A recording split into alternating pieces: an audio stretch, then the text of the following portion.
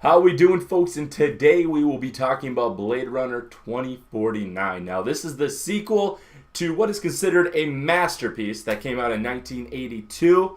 And back then we had Ridley Scott in the directing seat, but this time around we have Denis Villeneuve. He directed movies such as Prisoners, Sicario, and last year's Arrival. We got an all-star cast that are dealing with two. We got Ryan Gosling, we got Harrison Ford, and we got Jared Leto. You can't really argue with those three actors. But yeah, this movie, what did I think about it? What did I think about this movie? Now, from a technical standpoint, this movie is beautiful. My gosh. Roger Deakins, the guy who did the cinematography for this film, did a damn good job, as did Denis Villeneuve behind the directing seat. He always does. He's one of my favorite directors right now working. So anytime he puts out a new project, I am super down to go see it. So technically, directing-wise, this movie is superb. Probably one of the best I'll see all year. As for the sound design, the sound mixing, the audio that goes on during this film, my gosh, I would highly recommend going to see this film in theaters because you need that sound, that surround sound feel, because this movie really, really is loud. It's a loud movie, so please go check that out for those two reasons alone. Now, I'm sure you're kind of wondering how the acting is, how Harrison Ford was, coming back so many years later, playing his role that he did in 1982. Now, first we'll start with Ryan Gosling. Oh, Phil. First off, we'll start with Ryan Gosling. Ryan Gosling, his performance was awesome. Now, he plays a Blade Runner named Jay, and after he stumbles across a crate buried down into the ground, he then has to try to unsolve the mystery throughout the movie of what is in that crate and what the meaning of the items in that crate means.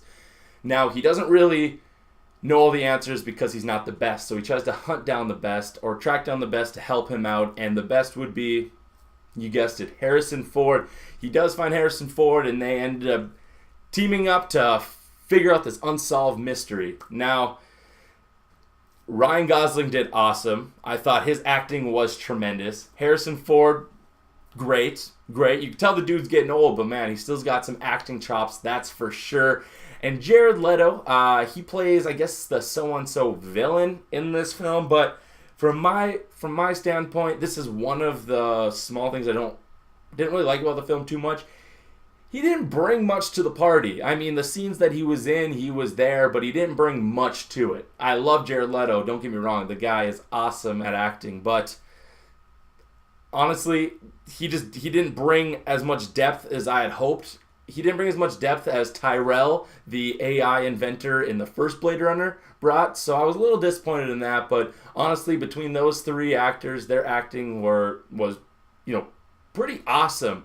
So I don't have much bad things to say about this. This is an hour or 2 hours and 43 minutes long, I believe. So it does get quite long. Now, if you ever watched the first Blade Runner, you might think that it might have been slow. Might have been boring. Some of the scenes might have dragged out. Now, this is my second out of my only two gripes with this whole film. I really do think that some scenes were really slow, to be honest. And not mean slow like the dialogue was boring. It's just like I was ready to get it going. But when things did happen, it was great. Anytime that they were out in the space area of what is Los Angeles 2049, because everybody is flying around now at this point, because down in the streets are all gross and like nobody wants to live there.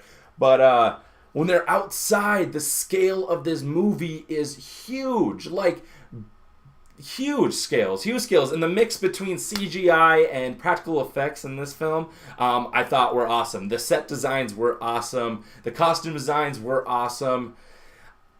All in all, this movie is pretty freaking awesome. My only gripe is that it gets slow at times, and Jared Leto's part wasn't the biggest. But anyway, guys, I would totally recommend checking out Blade Runner 2049. I believe this might go down as a sci-fi classic. Now, I might be kind of, riding the hype train here, but honestly, it was a great film besides just those two things that I pointed out that I didn't care for. Go check it out, guys. Go get it. At least go see it before it's out of theaters. Just because, like I said, you need their speaker system to really justify how amazingly loud and epic this film really is. Now, go check it out, and hopefully you guys enjoy it as much as I did. I really, really, really recommend, or highly recommend, going to, I would recommend watching the first Blade Runner that came out in 1982, especially the final cut, because I did right before I went to the movie, and my gosh, did it help out a lot. So go ahead, guys, check it out. Hopefully you enjoyed the review. I know it wasn't as in-depth as, some other reviews, but those are my 2 cents on it. All right, guys? Well, have an amazing weekend, and catch you guys next time, all right?